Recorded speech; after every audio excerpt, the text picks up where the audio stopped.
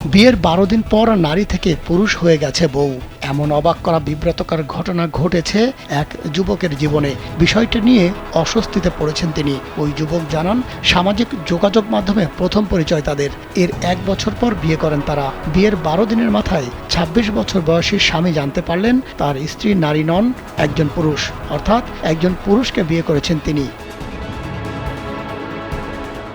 পুলিশের কাছে ওই স্বামী অভিযোগে বলেছেন, ২০২৩ সালে সামাজিক যোগাযোগ মাধ্যম প্ল্যাটফর্মে তার হবু বউয়ের সঙ্গে পরিচয়। তারপর শুরু হয় কথাবার্তা, এগিয়ে যায় সম্পর্ক, শুরু হয় ভালো লাগা। সেই ভালো লাগা রূপ নেয় ভালোবাসায়। দীর্ঘ ১ বছর পর দেখা হয় তাদের। তবে তখন ওই তরুণী ঐতিহ্যবাহী মুসলিম পোশাক পরা ছিলেন, পুরো মুখও ঢাকা ছিল তার।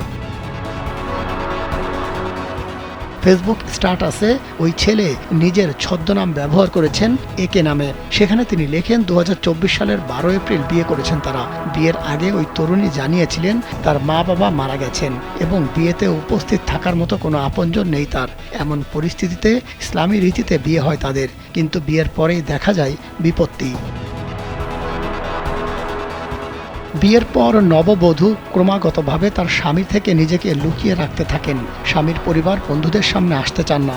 নানা অজুহাতে স্বামীর একান্ত ঘনিষ্ঠতা এড়ানোর চেষ্টাও করতে থাকেন তিনি।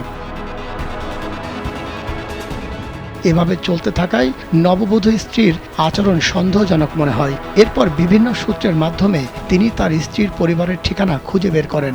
সব জানতে পেরে চোখ কপালে উঠে যায় তার। তিনি জানতে পারেন বাবা মা সম্পর্কে মিথ্যা তথ্য দিয়েছে তার বউ, কারণ নববধূর বাবা মা দুজনই বেঁচে আছেন। তখন আরও জানতে পারেন তিনি সত্যিই একজন পুরুষকে বিয়ে করেছেন। প্রতারিত হওয়া ছেলেটি ইন্দোনেশিয়ার জাভা দ্বীপের বাসিন্দা।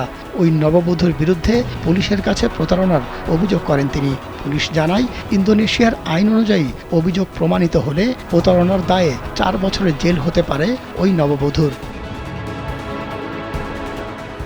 হংকং থেকে প্রকাশিত ইংরেজি সংবাদ মাধ্যম সাউথ চায়না মর্নিং পোস্টের প্রতিবেদন থেকে এসব তথ্য জানা গেছে। মাহমুদ সোহেল, কালবেলা।